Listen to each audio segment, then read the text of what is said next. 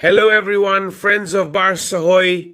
It's really hard to make a video after last night's match. After Barca's 2-0 loss to Atletico de Madrid, I feel bad. It's hard for me to get in front of the camera, but I think I have to face it and share my point of view, my opinion about what happened in the match.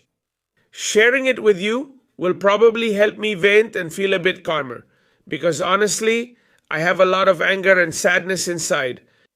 Please hit the like button, subscribe, share the video, and leave your opinion about everything that happened in the comments. In this video, I'm going to summarize everything in 8 minutes. In each minute, I'll tell you about a key thing that I think defined the match. So I won't take any longer, and we'll start right now with the post-match analysis of Barça versus Atlético de Madrid. Let's go. Let's get started. Well, friends of the channel, a very tough defeat for Barça, 0-2. I think the score was very unfair. To begin with, because I think Barcelona was better than Atlético de Madrid for most of the match. And we were really hurt by the sending off of Pau Kubarski. I've heard many versions, like Titi Henry's version on English television on the BBC, where he says that shouldn't be called as a straight red card because Kubarski has no intention at all of committing a foul. In fact, it's Simeone who, when crossing, leaves his leg out, and in this case, because of that contact, Kubarski goes to the showers earlier than expected. I don't know what to say about this because the rules say one thing and everyone interprets them however they want. But what I'm going to tell you is that it's happened again. We've been left with one less player.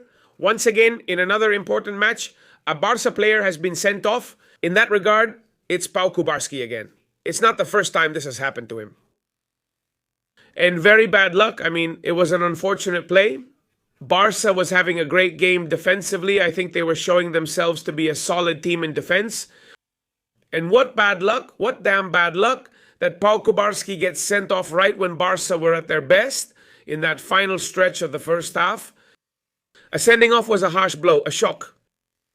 But if you thought that was it, the icing on the cake, or better said for us, the Barca fans, what finished us off completely was Julián Álvarez's free kick right on the edge of the box. A masterful free kick, an angelic goal, an amazing goal from another planet that we honestly couldn't even admire because we were so devastated after the sending off. That goal, well, kind of went unnoticed, but I think now, looking back, we have to acknowledge what a great goal it was. Into the top corner, he put it in the only place it could go in. And I think Julián Álvarez showed the kind of player he is and the level he's at. And why does Barca, among other clubs in the world, want to sign him for next season? A great goal by Julián? That amazing goal by Julián just killed us completely. Psychologically, emotionally, the goal destroys us. Barca, folks, went into halftime down 0-1 after the sending off and Julián's goal, and Barca had only 3 shots on target, all from Marcus Rashford. Only Marcus Rashford 3 times. Of those, at least 2 were very clear chances to score. The truth is, this is just repeating the same thing over and over. We can't afford to miss so many chances in the Champions League. We can't afford to miss so much. This year, unfortunately, Barca is not the same Barca as last season. That Barca that used to score so many goals, and they're still scoring now, but it's not comparable to the numbers the forwards had last year, especially, I'm talking about Rafinha, who's injured and wasn't there. Lewandowski, whom we had to take off at halftime because of the red card. And of course, Ferran, who's nowhere to be seen and not expected to deliver. And that's about it. I mean, goal contributions at Barca this year.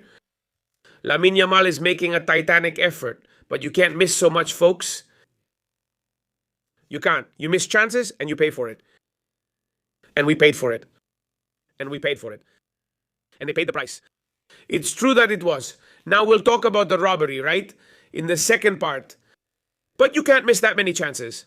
If you out of 4, the thing is, Barca ended up with more than 20 shots in total. I think Barca had at least 5 or 6 shots on target. That's what I've got written down in my notebook. Therefore, you can't leave the match without scoring a single goal. That's a very poor, very slim lead. And I think that completely penalized us. But let's be clear. Let's state the obvious. The red card at that moment knocks you out. And you say, well, let's see what we do in the second half. Well then, in the second half, Hansi Flick makes a double substitution. He takes Pedri off, which completely surprises me, and takes off Lewandowski, as I expected. Everything pointed to Ronald Araujo coming on. All right then. For everyone's sake, he stayed on the bench. He took Pedri out because supposedly he was feeling some discomfort.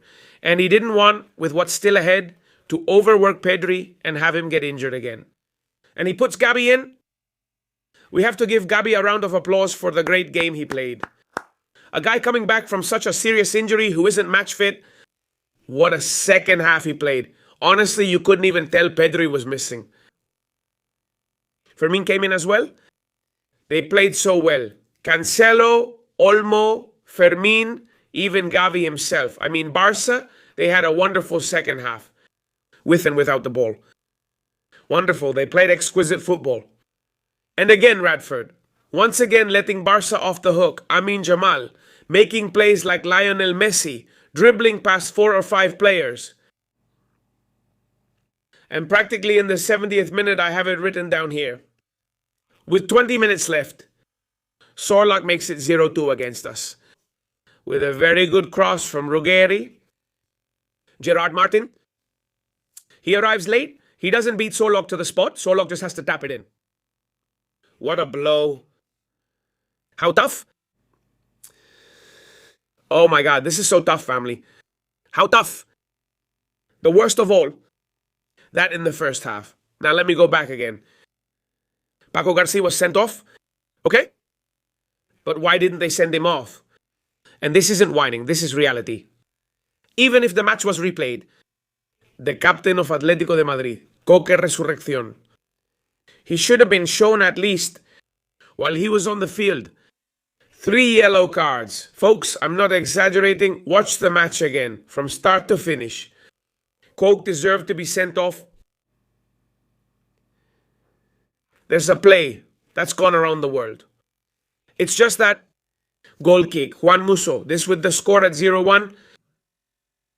He gives it to him, to Pubil, who already had a yellow card. He won't play in the return match since he was on notice. And Pubil, he grabs it with his hand. And he pretends to throw it. The goalkeeper had already put it back into play. Why doesn't Istvan Kovac call a penalty? Robbery. Tremendous. Everyone is talking and making statements. Referees, professionals, they all say it's a penalty. And he lets it go. So, a series of things. Lenormand also deserved to see 2 yellow cards. He didn't get them. Pubil, that was the second yellow card. He would have been sent off. Everything went against Barça. Barça still competed. Incredible. They played very well. Why does this happen to us? Family. Leave me your comments, your opinion about everything, because it's incredible. Do you believe in a comeback? I think it's tough, but not impossible. Always with my team. Thank you for yesterday's support. Incredible match. So many people. Really appreciate all the love for the channel and for supporting this team so much. Family, we've been robbed. We were better than them and we lost 2-0. Unfairly. Sending encouragement to the Barça crew and fans. So on Tuesday, all together. Let's fight. But that's rough. Such bad luck, family. Cheer up, coolers. Long live Barça. Barça yesterday, Barça today, Barça always.